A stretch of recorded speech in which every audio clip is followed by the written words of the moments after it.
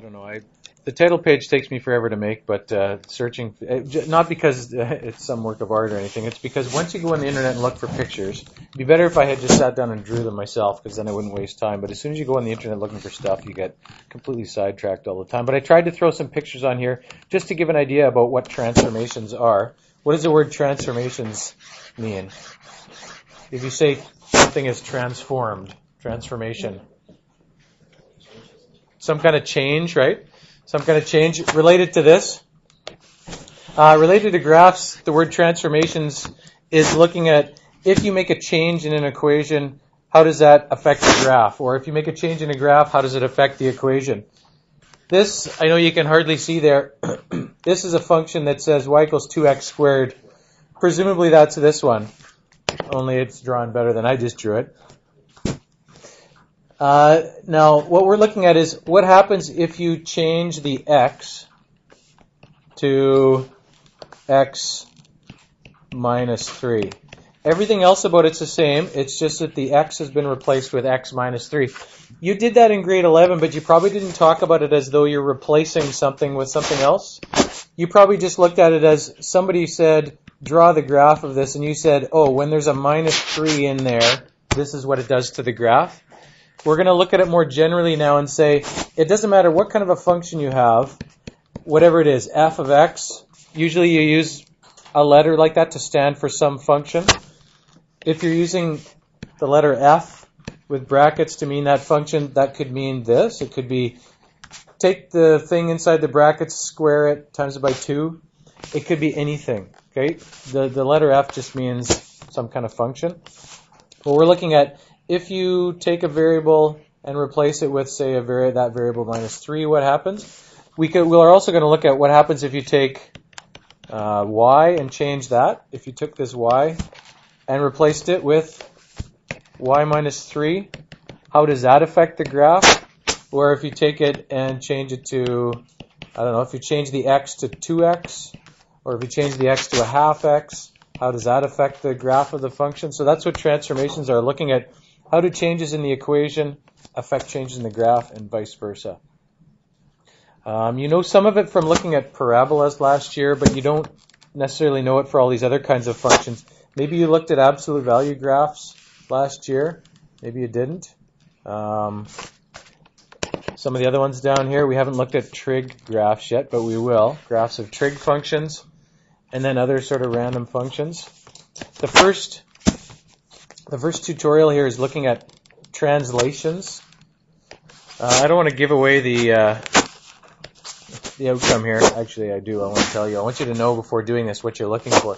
The word translation in math, when you talk about something is translated on a graph, you can just think of it as it's shifted. So if you have some kind of a graph here of some random function, let's just do this. What can our function look like? Like that and like this. Okay, so there's some kind of a function.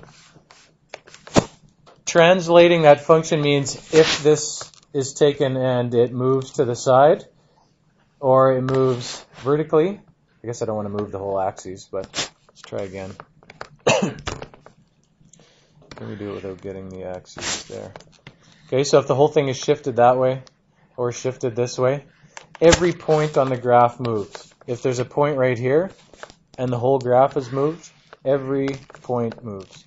I don't think you looked at it from that kind of level of sophistication last year. I think even though you did look at the concept of transformations, you looked at, well, somebody said, well, you know how to draw y equals x squared. Yeah, it looks like this. And then looks sort of like that. That's not the greatest picture of it. And then if somebody makes it y equals a half x squared, okay, well, it's flatter. I don't think you looked at it as, or if you graphed x minus 2 squared, okay, well, maybe the thing is you start over here. I don't think you looked at it as, thinking about it as actually being transformed. Y equals x minus 2 squared is exactly the same shape as y equals x squared, except that this one has been moved here. This one has been moved over there. I don't know why I grabbed that black line too. Try again. This thing is over there. This has been moved 2 to the right. Every point on the graph has been moved 2 units to the right. If this were x plus instead, then this graph would be, the whole thing would be moved 2 units over that way, right? Now, so a lot of this is going to be rethinking things that you've done in the past. We start by doing some table of values. I really don't want you to struggle with the table of values. It's just looking for a pattern as soon as you see it here. If you don't know what absolute value is, y equals absolute value of x.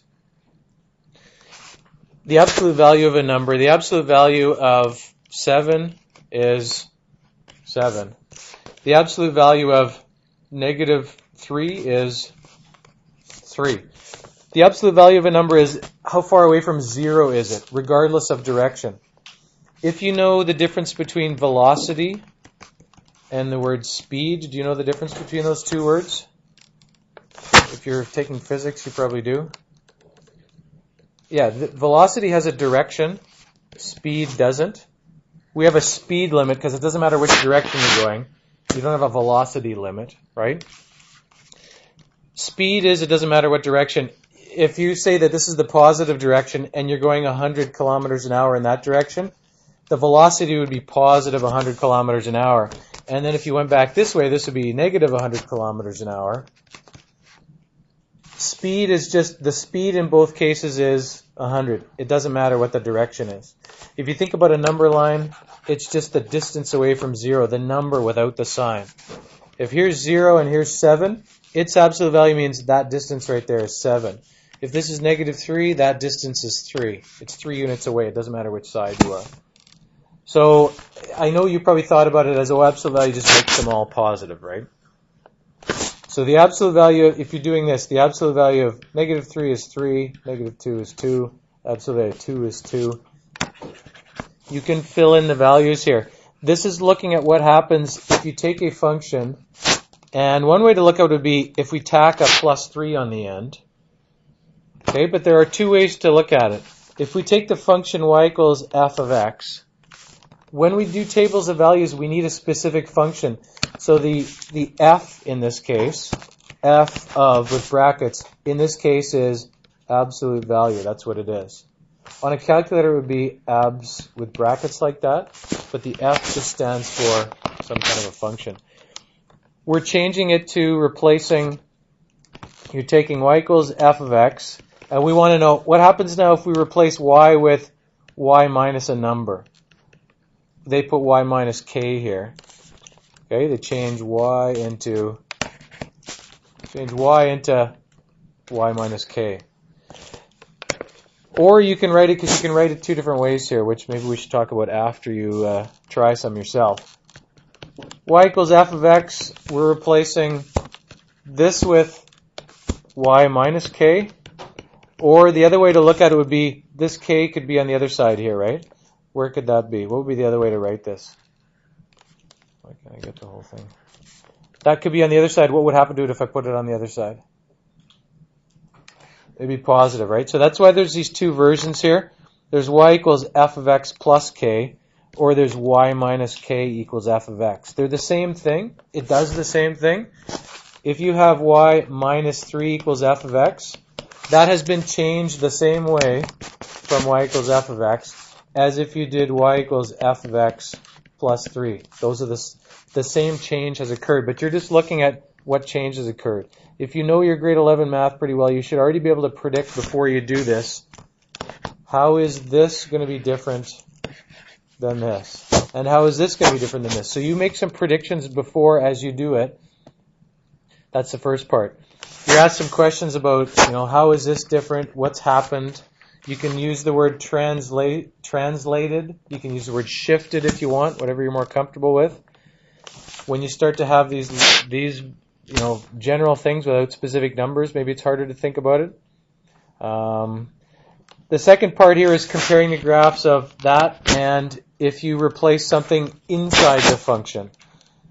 The first thing was making a change outside of the function. This is making a change inside the function. Replacing x this time, not replacing y, replacing x with x plus or minus a number, like x plus 3, or x minus 5 or something like that. And how does that change? This is a different function you're looking at, but that's okay. You're still looking for the general things of what happens. How does the function change? Can you work on that right now and work your way through this? Most of this one you'll be able to do all on your own from what we've talked about just now. Ask questions if you need to.